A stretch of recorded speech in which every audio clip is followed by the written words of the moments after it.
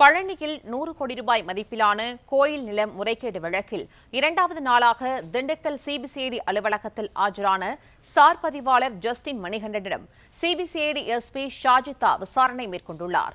கூடுதல் விவரங்களை செய்தியாளர் மணிமாறன் வழங்க கேட்கலாம். மணிமாறன், வணக்கம். இந்த விசாரணை தொடர்பான விவரங்களை பதிவு பண்ணலாம்.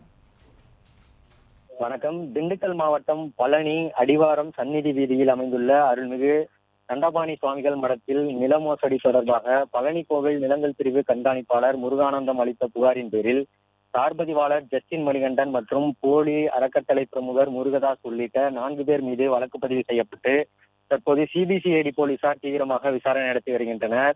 தென்மண்டல எஸ்பி ஷாஜிதா நேரடியாக வருகை தந்து கோயில் செயல் அலுவலர், முன்னாள் இணை ஆணையர், ஓய்வு பெற்ற வருவாய் அலுவலர்கள், தற்போது பணியில் இருக்கும் வருவாய்த்துறை அதிகாரிகள் உள்ளிட்டோரிடம் விசாரணை நடத்தினார். சம்பந்தப்பட்ட நிலம் ஆக்கிரமிப்பில் இருந்தபோது அங்க செயல்பட்ட கடைகளுக்கு எந்த ஆவணங்கள் அடிப்படையில் மின் இணைப்பு வழங்கப்பட்டது என்பது குறித்தும் விளக்கம் கேட்டு மின்வாரியத்திற்கு சிபிசிஐடி நோட்டீஸ் அனுப்பியிருந்தது.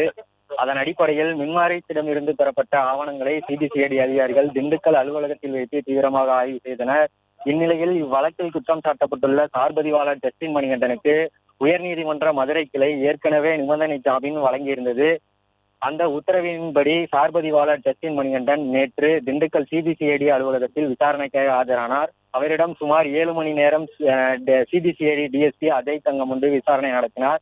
இந்த நிலையில் இன்று இரண்டாவது நாளாக சார்பதிவாளர் ஜஸ்டின் மணிகண்டன் திண்டுக்கல் சிபிசிஐடி அலுவலகத்திலிருந்து ஆஜராகியுள்ளார். அவரிடம் தென்மண்டல சிபிசிஐடி காவல் கண்காணிப்பாளர் ஷாஜிதா இன்று சார்பதிவாளர் ஜஸ்டின் மணிகண்டனிடம் தீவிர விசாரணையை மேற்கொண்டு வருகின்றனர்.